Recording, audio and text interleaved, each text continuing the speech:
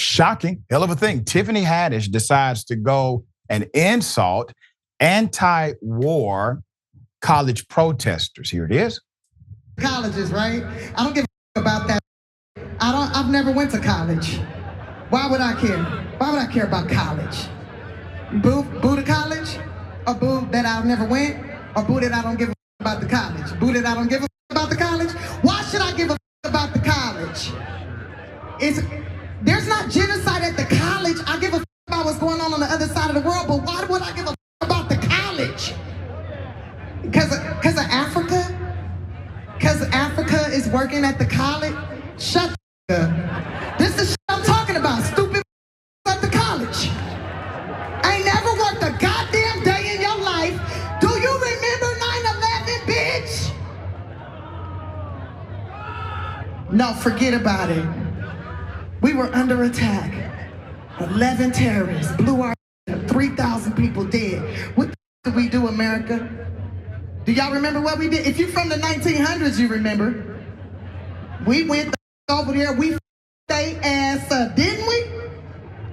I went over there. I flew on a plane. I went over there and did comedy for the troops. I did do that. I did comedy for our American troops. With millions watching and many people benefiting from this program called Indisputable, we just need 1% of the viewers to become a paid member so we can continue to bring this content to you. Now back to the show. Put up the picture for a mask. You know, sometimes, especially when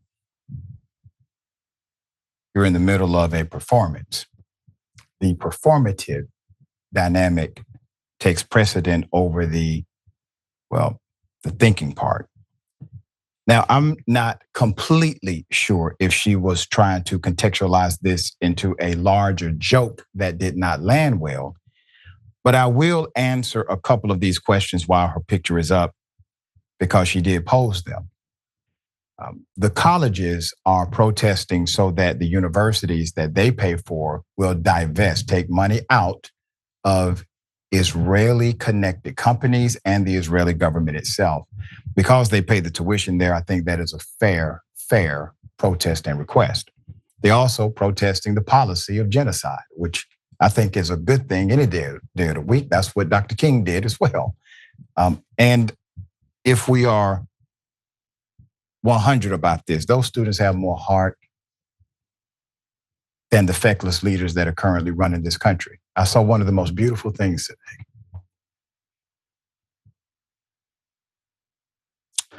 I'm on Facebook and I see this PhD student, white male anti-war protester being questioned by the local police. Being questioned, by the local reporter about the police because the police are about to arrest them. And he says something so beautiful that I literally started crying. The reporter says, when the police come and they arrest you, what are you going to do about college?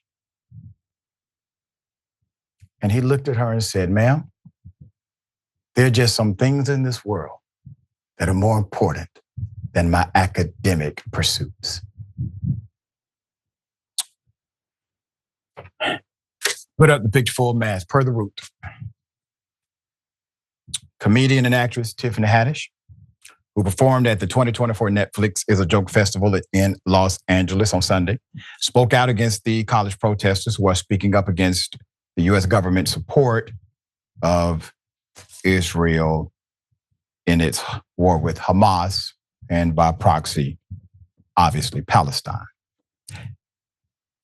She attempted to clarify things on TMZ Monday. Quote, I think if they're going to protest for one place, they ought to protest for all the places that are having genocide happen. Like, how many black people got to die before we can get a protest? Hello.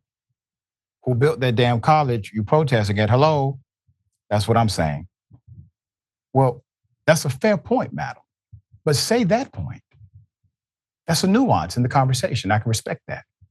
There's more. I'm saying if you want to protest, But if you really want to be effective and make change, go up to the legislation's office, go up to your senator, call Congress. It will be more effective. You want to get to them people, go become a lobbyist and talk to them, end quote. Congress isn't listening. The only thing that can turn a head right now is money. That's why the students are protesting divestment. That's why people like Dr. King led a movement of economic withdrawal. It's called boycott.